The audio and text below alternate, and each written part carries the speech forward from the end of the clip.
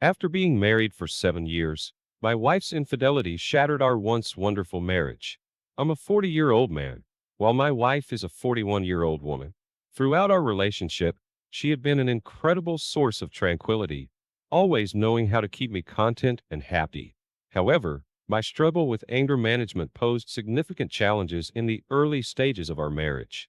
During our outings to bars or restaurants, I would often react aggressively if I perceived someone staring at my wife, resorting to physical altercations. Additionally, my possessiveness towards her was noticeable.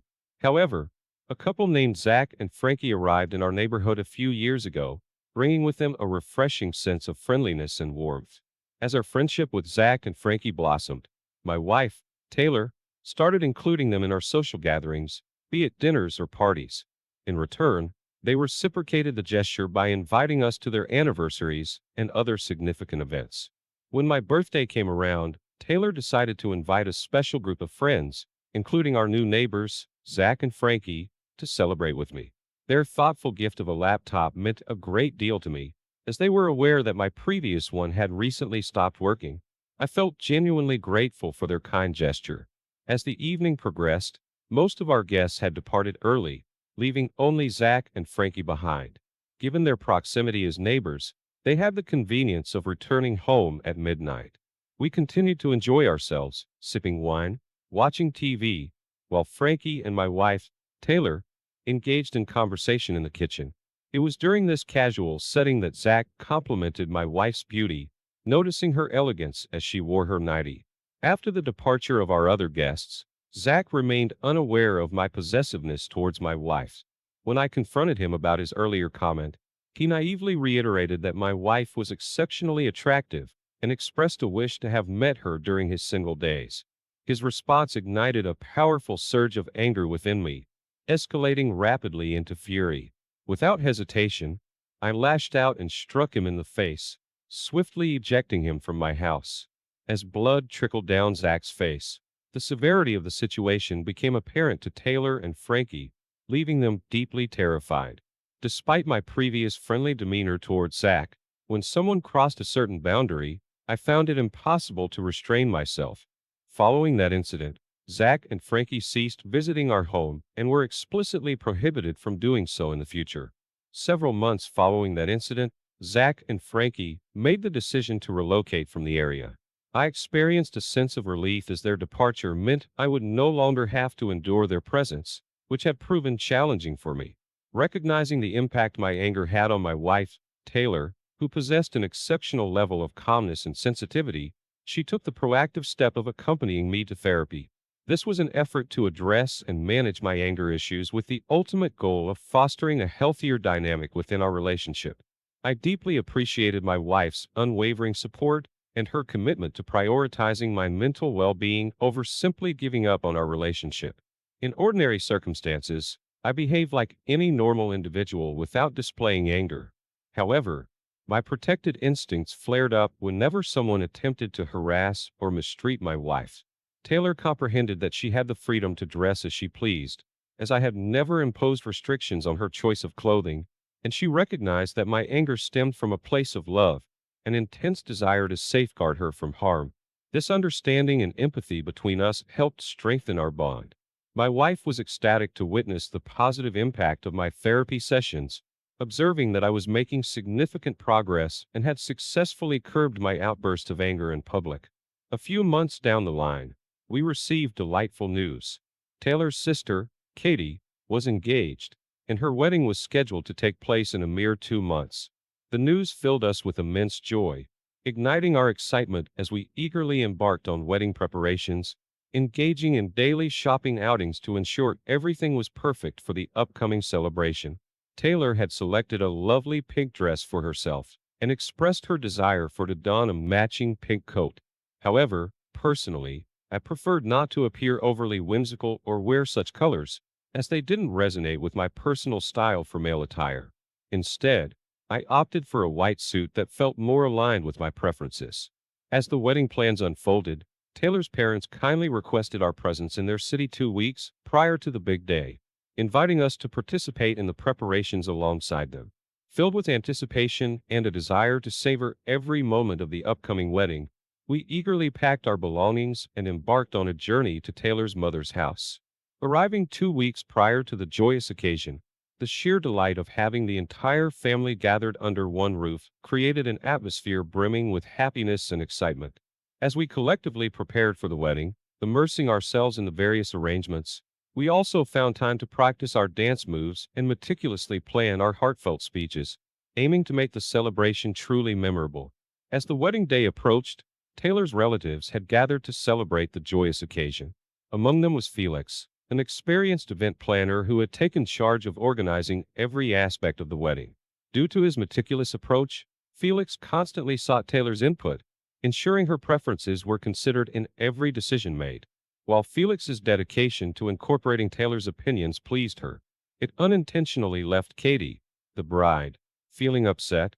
Katie felt overshadowed as Felix continued to consult Taylor regarding the card design, cake flavor, stage size, color scheme, menu selection, and more. Even though it was Katie's special day, the situation grew increasingly exasperating for everyone involved, particularly Katie, as Felix seemed to rely solely on Taylor's opinion, proclaiming that nothing would proceed without her approval. Complicating matters further was the fact that Taylor had a long-standing friendship with Katie, leading Katie to consider finding a replacement for Felix. However, due to the constraints of time and the complexities involved in securing a new planner at the last minute, Katie reluctantly had to accept the situation and tolerate Felix's overpowering involvement in the wedding preparations. Katie's behavior towards everyone became increasingly bothersome as the wedding preparations intensified. When I approached her to seek her input on our dance moves, she responded with a sharp and dismissive tone, claiming to be too busy to assist. Not only did she hurl insults at those around her, but she also attributed her conduct to the stress of wedding planning, rather than offering an apology for her actions. Despite her attitude, I chose to tolerate her behavior, understanding that family support was crucial during such demanding preparations. I rationalized that these challenges were not uncommon in the midst of wedding arrangements and believed in maintaining solidarity within our family.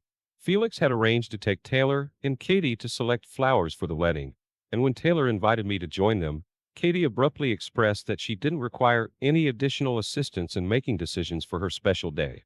Although I felt a surge of frustration towards Katie, I viewed her as my younger sister and reminded myself of the importance of family support. Consequently, I decided to step back and encourage them to proceed without me, expressing that I had no desire to accompany them at that moment. Despite being aware that, as a man, my suit wouldn't overshadow the bride on her special day, Katie voiced her discontent with my white suit. She expressed a preference for no one else wearing white at her wedding. However, Taylor, being the calming influence she always was, reassured me and suggested we go shopping for a new suit at the last minute. Together, we embarked on a shopping expedition, ultimately selecting a black suit that aligned with Katie's wishes. On the day of the wedding, Taylor looked stunning in her pink dress while I donned a black coat. To my surprise, I noticed Felix wearing the exact same coat as mine. Curiosity prompted me to compliment him, remarking on our matching attire. It was then that Felix revealed that Taylor had actually gifted him the coat. In that moment, a pang of jealousy surged within me due to my possessiveness towards my wife. However, understanding that Felix held a close familial bond with Taylor as her cousin and childhood friend, I chose to set aside my feelings and dismissed any lingering sense of envy. The wedding day arrived, but unfortunately, Katie's mood was overshadowed by her constant tantrums and discontentment with various aspects of the event. Her behavior left everyone around her perplexed and concerned. My in-laws attributed her outbursts to the stress associated with wedding preparations, empathizing with her apparent struggle to cope. One particular issue arose when Katie discovered that the cake, which had been arranged by Felix based on Taylor's input, was a blueberry flavor instead of the vanilla cake she desired. This discrepancy led Katie to tears, further exacerbating the tense atmosphere. The family dynamics had become increasingly chaotic, with everyone seemingly making a mountain out of a molehill. While I understood Katie's perspective, her incessant shouting and sopping began to dampen my own spirits. In an attempt to preserve my own mood, I decided to distance myself from the bride and sought solace in the reception room. There, I engaged in enjoyable conversations with the guests, immersing myself in the joyous atmosphere. It was during one such interaction that someone inquired about Taylor's whereabouts. As their questions about Taylor arose, it dawned on me that we had yet to finish our photo shoot and had yet to rehearse our speeches. Motivated by this realization, I set out to locate Taylor. My mother-in-law informed me that she was currently in the bridal room as Katie had stepped outside. With a sense of purpose, I made my way towards the bridal room to find Taylor and discuss the remaining tasks that needed our attention. She informed me that Taylor was inside the bridal room, taking a moment to freshen up her makeup. A wave of relief washed over me, knowing that Katie's presence was absent from the room. Keen on finding Taylor and avoiding any further encounters with Katie's challenging behavior, I made my way to the dressing room. However, upon entering, I was taken aback and horrified by the sight before me. Taylor and Felix were engrossed in an intimate embrace, exchanging passionate kisses without acknowledging my presence or offering any explanation. Shocked and angered by what I witnessed, I quickly took out my phone and began recording a video as evidence. Fueled by a surge of intense emotions, I unleashed my frustration by delivering a punch to Felix's face. The commotion caught the attention of my mother-in-law, who rushed over to the dressing room upon hearing my raised voice. She was taken aback and startled to discover the unexpected situation involving Taylor and Felix. Soon after, my father-in-law arrived to help mediate and settle the dispute that had unfolded before them. Despite their pleas for me to lower my voice and avoid spoiling their daughter's wedding, I found myself unable to control my anger. Taylor, visibly upset, was in tears, caught in the midst of this tumultuous situation. The eyes of all the witnesses were fixated on this distressing scene unfolding before them. In the midst of the chaos, my mother-in-law expressed her belief that Katie didn't deserve such turmoil on her wedding day. However, I couldn't help but question whether I deserved this profound betrayal. It appeared that my mother-in-law's concern was primarily directed towards her spoiled daughters, leaving me feeling unsupported and hurt. In the face of the tumultuous situation, my mother-in-law chose not to address Taylor's actions or reprimand her. Instead, she directed her criticism towards me for causing a disturbance on Katie's wedding day. My father-in-law, on the other hand, attempted to diffuse the tension by advising me to calm down, suggesting I drink some water, and assuring me that we could discuss the matter after the event. However, I couldn't help but question what exactly there was left to settle. The revelation of my wife's betrayal had shattered our relationship, and I felt no inclination to endure any further challenges or turmoil from them. As their true colors became evident through their criticism and defense of their cheating daughter, I gained a deeper understanding of their character.